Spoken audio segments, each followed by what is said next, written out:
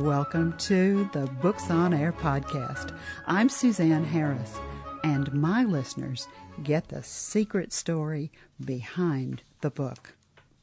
Joining me today is a very inspirational man. His name is Mr. John Omar Vieira, and he's here to talk about his autobiographical book, Saved from Dementia.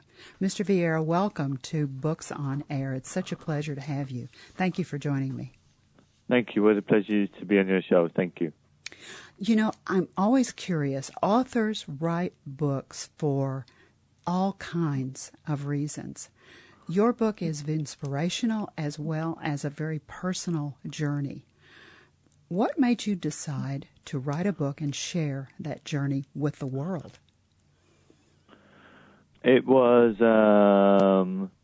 something about science that was revealed to me through the study of Christian Science by the founder and discoverer Mary Baker Eddy. And I was in psychiatric examinations for over 27 years. And I wanted to share that because something is so integral to everybody on the face of the planet in terms of their longevity and mental health. And so I know that the government spend a lot of money looking after patients and caring for the elderly and young folks to diagnose with that problem. Your journey has been, I mean, when I started to read, I was just, you have had such a difficult time, such a difficult life, and it all started when you were very young.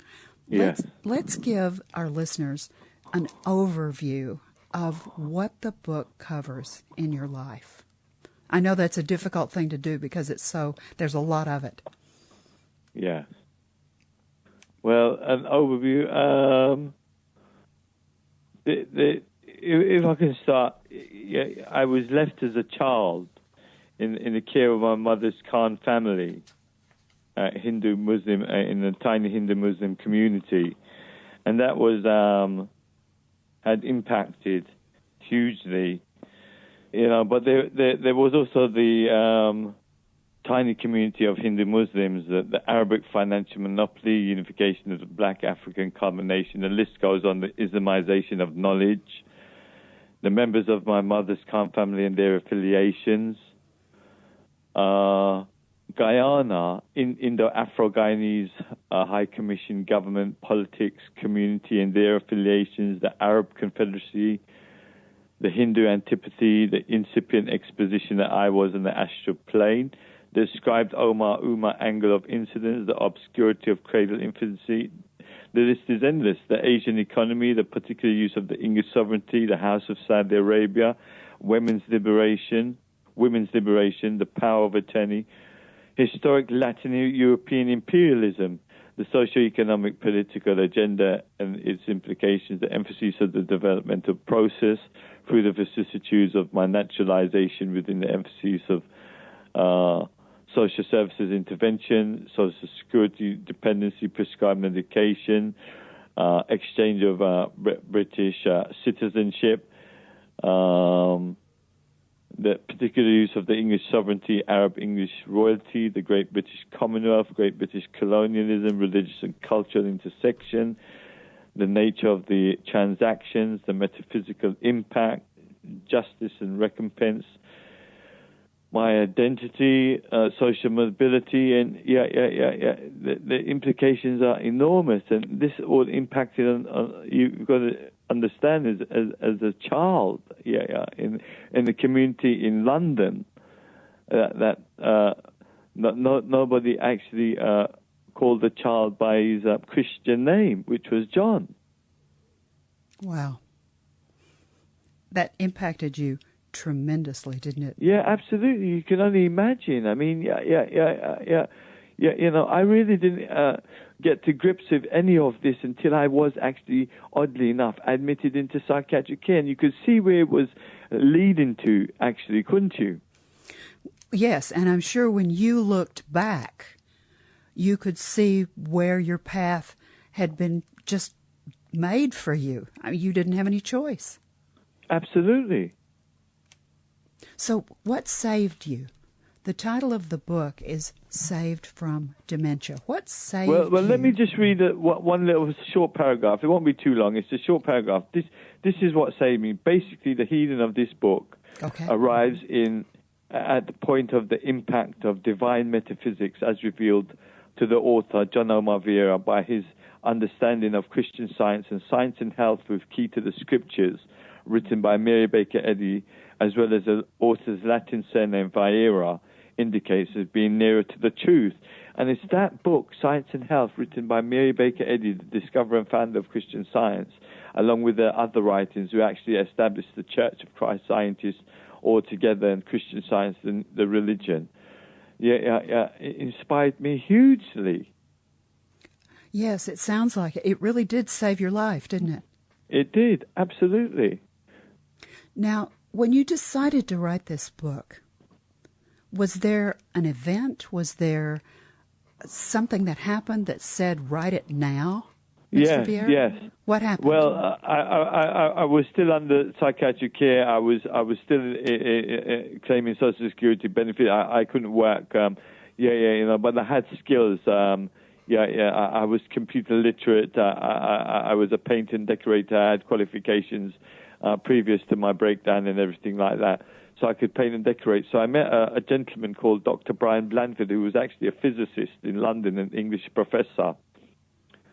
And so we got talking, and he asked me if I could paint his house. So I did. And as well as being an English professor, a physicist, he was also actually a Christian, a Christian Science practitioner. He was a Christian Scientist. We attended at the same church. Wow. What a coincidence. Absolutely. Did you know him previously? No, I had no idea whatsoever.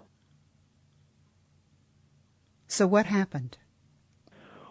Well, we met at the reading room, one of the Christian Science reading rooms. And mind you, I was studying in Holborn, London, which is computer literacy, and it's not too far from where he lives. He used to live in Holborn, the city of London. So we met in the reading room one day, and we got talking about things, and I said, I really need some work. I'm in psychiatric care, and could you help me? And so he said, well, why don't you come and paint my house? Wow, what an invitation. So absolutely. What did painting his house do for you? Well, we got back to it got me back on track because I was actually self-employed before the diagnosis, so we did some work on the computer Excel worksheets. I don't know if you're familiar with spreadsheets, the Windows Microsoft package. So we did some sort of expenses and income and expenses because with a view for me to get back into work. So you could see where the prayer was working and everything was falling into place again, and I was actually recovering. And you could feel it, couldn't you? Yes, I could. Physically as well as mentally. Absolutely. When you started to write the book, often when people write books that are as personal as yours is, often when they start to write, they experience something that is either surprising or something they didn't expect. Did anything come from writing the book that surprised you? Yes, the opportunity to, in reciprocity, to references that denotes my understanding in circulation for the purposes of illustration, that came into mind. Because at the time I was studying Christian Science, intensely, and there was a lot of references in circulation, and really that inspired me.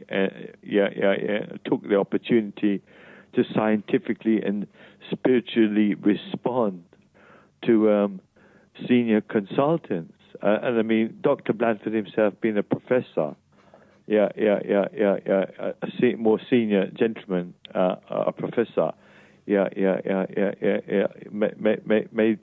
it clear. And this is the level at which, I have to be engaged in. How did it feel? Often when people write things that are as powerful as you have written, they say that there is a catharsis effect that takes place, that it almost feels like after they've put it down on paper, whether they wrote it with a computer or wrote it by hand, often when they've thought about it, as they put it down, when they finish, it's like a giant weight has been lifted off of their shoulders. Yeah, absolutely. Did you had that feeling as well? I did. It was. You see, this is the impact of divine science. The clarification one needs. The revelations.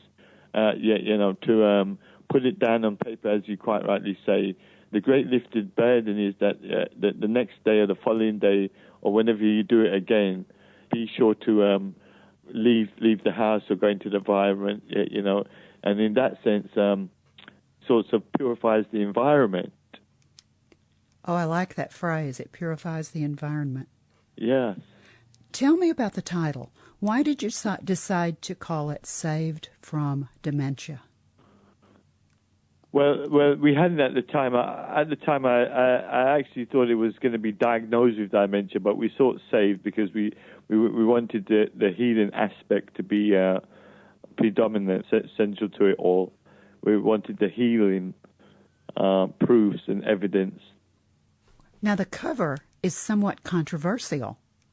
There's a picture of a needle on the cover, and it's been somewhat controversial. What led to that choice for the cover, Mr. Vieira? Because right now I take depot antipsychotic injections every month.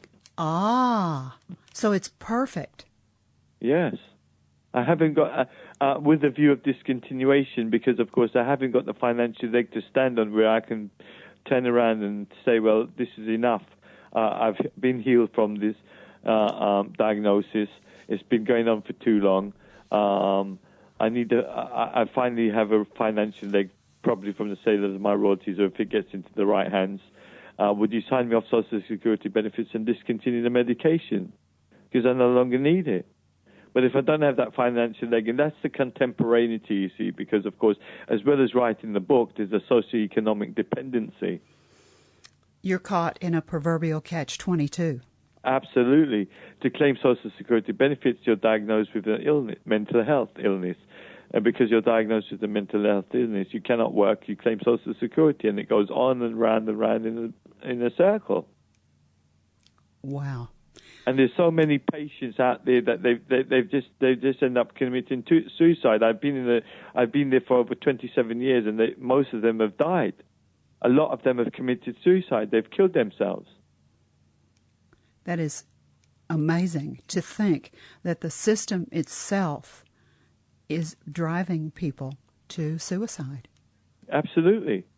And I mean, what you got to understand is it doesn't ensure any guarantee whatsoever.